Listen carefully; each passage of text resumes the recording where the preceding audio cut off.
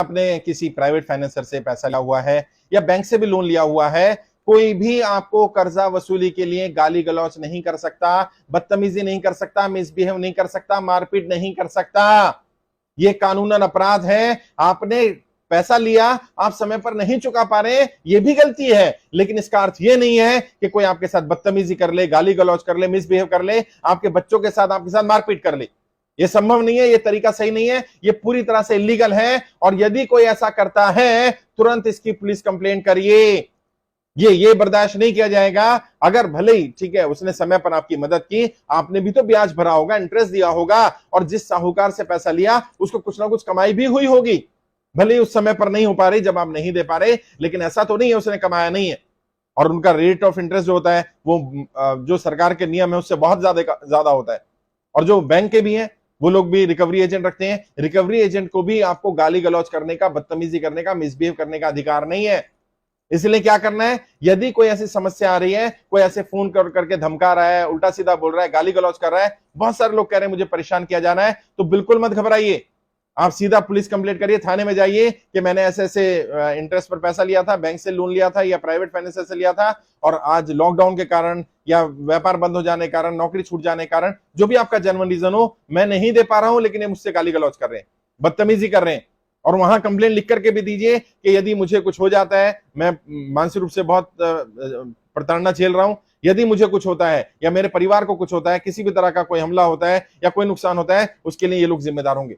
और उन्हें बता भी दीजिए, भागने की जरूरत नहीं है। क्या लोग क्या करते हैं, फोन उठाना बंद कर देते हैं, तो लोग घर पहुंच जाते हैं। और घर का भी मैं बता दूं, बैंक का व्यक्ति हो या फाइनेंसर हो, कोई भी हो, सरकार के रूल है सुबह 9 बजे से शाम को 5 बजे के बीच ही कोई आपके घर पे विजिट कर सकता है। इसलिए कई लोग क्या करते हैं, घर से भाग जाते हैं कि 5 बजे के बाद आएंगे, तो 5 बजे अगर विजिट करा तो बैठ सकता है, 8 बजे 9 बजे तक बैठना पड़ता है उनको। भागने की बिल्कुल जरूरत नहीं है, आप फेस टू फेस बात करिए।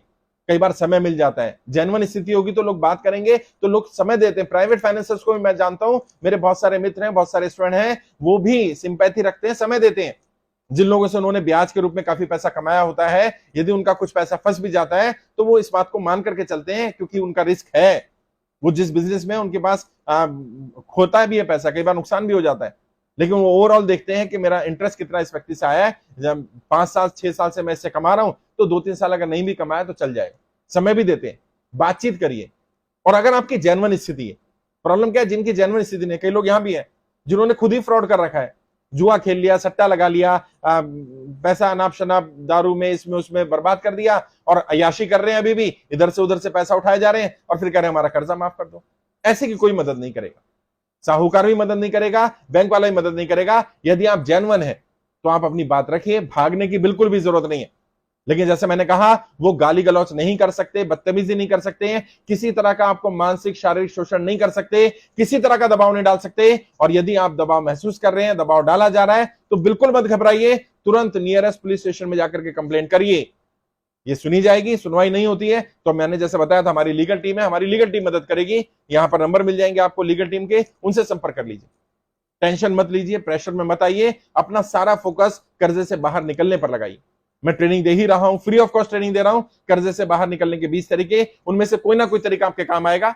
इसके अलावा सरकार पर भी दबाव डालने की कोशिश कर रहे हैं, सरकार से भी रिक्वेस्ट कर रहे हैं कि सरकार की गलत नीतियों के कारण जिनके ऊपर कर्जा चढ़ा, जो कर्जे की दलदल में फंसे और हम नहीं निकल पा रहे हैं, कम से कम उनका कर्जा माफ करवा दिया जाए, एक बार उन्हें नई शुरुआत करने का मौका दिया जाए।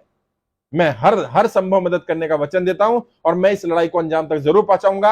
आप विश्वास करिए, सरकार को कर्जा माफ करना पड़ेगा, केस टू केस कम से कम उन लोगों का जरूर माफ करना पड़ेगा जो जेन्युइन है, जो सरकार की गलत नीतियों के कारण कर्जे की दलदल में फंसे हैं, जिनकी नौकरियां छूटी हैं, जिनके व्यापार बंद हुए हैं। कोई गलत कदम नहीं उठाना है, भागना नहीं है, डरना नहीं है, लड़ना है, फेस करना है। और साहूकार भी बुरे लोग नहीं होते, ये फाइनेंसर भी बुरे लोग नहीं होते। समय पर मदद किए यार, आप एक बार बात करोगे, अगर आप जेन्युइन हुए तो जरूर वो आपकी सुनेंगे। फिर भी नहीं सुनते तो मैंने आपको तरीका बता दिया। डरना नहीं है, घबराना नहीं, कोई गलत कदम नहीं उठाना है। आप कर्जे की दलदल में फंस गए, नहीं चुका पा रहे, इसमें आपकी गलती नहीं है भाई। ऐसी कोई गलत कदम मत उठाइए, अपने आप को गिल्टी मत फील करिए, लड़िए, तैयारी करिए, कमाई के नए साधन भी पैदा करेंगे, वो उसके लिए भी गाइड कर दूंगा मैं आपको। आज के लिए इतना ही। आपके उज्जवल भविष्य के लिए हार्दिक शुभकामनाएं। जय हिंद, जय भारत।